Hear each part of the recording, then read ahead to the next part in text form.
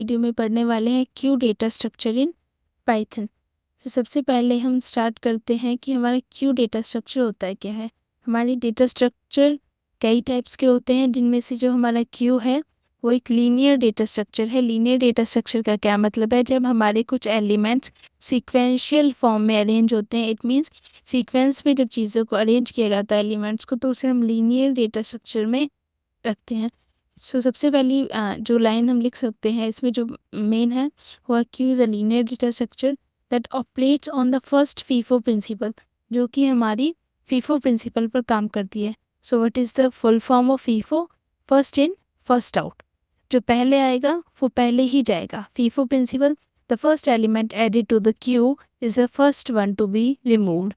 तो हमारे कुछ रियल लाइफ एग्जांपल्स भी हैं इसके लिए, जैसे कि people waiting in line for a service, example bank Q, fuel station.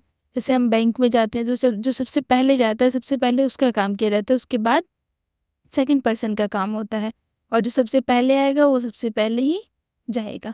So vehicles waiting at a toll booth और सिंगल लेन रोड। जब हम रोड पर कभी ड्राइविंग कर रहे होते हैं तो जो सबसे पहले व्हीकल आगे है वही आगे फर्दर मूव करेगा, वही आगे जाएगा, पहले वही काम होता है। जो पहले आता है उसका पहले काम होता है। मीन्स की टर्म्स है हमारे पास दो क्यू के अंदर जो हमें ध्यान रखनी है, फ्रंट और रियर।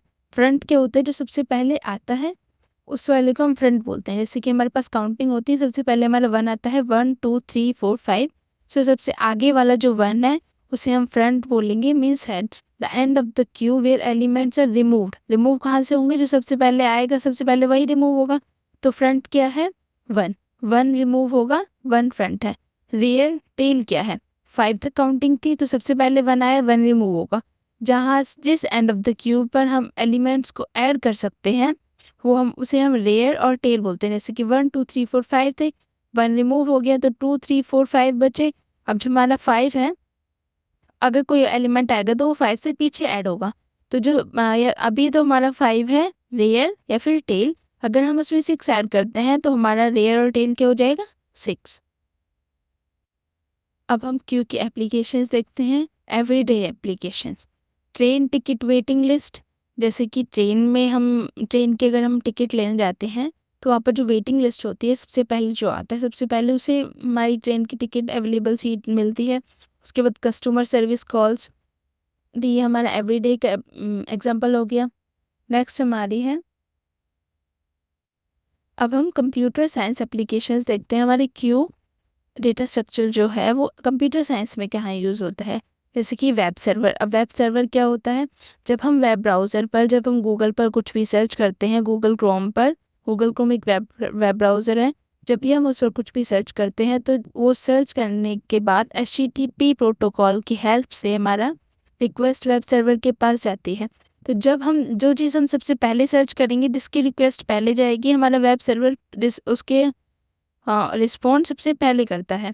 आगे आता है ऑपरेटिंग सिस्टम। हमारा जो ऑपरेटिंग सिस्टम होता है, जैसे कि विंडोज़, लिनक्स, मैक ओएस, ये इन सब का क्या काम होता है? सारी जॉब्स को मैनेज करने का। जॉब क्या होती है? जब हम एक साथ अपने कंप्यूटर पर मल्टीटास्किंग करते हैं, कुछ एक्स्ट्रा परफॉर्म करते हैं एक साथ में, तो हमारा ऑपरेटिंग सिस्टम को सारी प्रोसेसेस मैनेज करनी होती है। जो सबसे पहले हमारी प्रोसेस होती है, वैसे तो ऑपरेटिंग सिस्टम में बहुत सारी चीज़ें डीपली होती हैं, बट जो सबसे पहली हमारी प्रोसेस होती है, ऑपरेटिंग सिस्टम प्रायोरिटी सबसे पहले वाली प्रोसेस को ही देता है।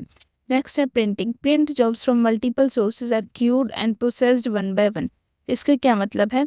जब हम किसी भी प्रिंटर पर कमांड देते हैं तो हमारा जो प्रिंटर होता है उस पर जो सबसे पहली कमांड है, सबसे पहले वो उसी पेज को प्रिंट करेगा। नेक्स्ट हमारा फर्दर ऑपरेशंस आते हैं क्यू में। कुछ फंक्शंस होते हैं, यूजर डिफाइन फंक्शन होते हैं, कुछ बिल्ट-इन फंक्शन होते हैं, जिनका यूज़ करके हमें क्यू का पाइथन में कोड लिखना होगा। हम नेक्स्ट वीडियो में वो करेंगे। तो पहले हम इन ऑपरेशंस को देखते हैं। ऑपरेशन क्या है? एनक्यू। एनक्यू क्या मतलब है? जब हम अपने क्यू लिस्ट, जैसे हम लिस्ट में पढ़ रहे हैं तो क्यू में की जो लिस्ट है, हम उसमें जब हम कोई एलिमेंट ऐड कराना चाहते हैं तो उस प्रोसेस को हम एनक्यू बोलते हैं, उस फंक्शन को हम एनक्यू बोलते हैं। अब हमारे क्यू के अंदर एलिमेंट कहाँ पर ऐड होगा?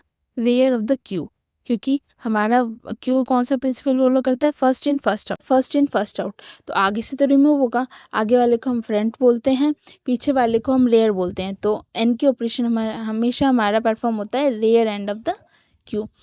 अब इसमें कुछ एरर होती हैं, जैसे कि अगर हम ट्राई करते हैं, जैसे कि ओवरफ्लो एरर है, occurs if we try to add an element to a full queue. अगर हमारा क्यू पहले से फुल है और हम ट्राई करते हैं कि उसमें हम एक और एलिमेंट ऐड करा पाएँ, तो हमारे पास ओवरफ्लो एरर आती है। देन अभी जैसे एन की ऑपरेशन था, वैसे ही हमारा डी की ऑपरेशन होता है। अगर हम चाहते हैं कि हम अपने क्यू लिस्ट डेटा स्ट्रक्चर पर जो हम काम कर रहे हैं, तो लिस्ट है, उस लिस्ट डेटा टाइप में से अगर हम लिस्ट में से हम अपने एलिमेंट को रिमूव कराना चाहते हैं, तो उसे रिमूव कराने के प्रोसेस को हम डी क्यू ऑपरेशन बोलते हैं। अगर हमारा क्यू खाली है और एम्प्टी है और उसमें से भी अगर हम जैसे रिमूव कराने की कोशिश करेंगे, तो उसे अंडरफ्लो एरर बोलते हैं।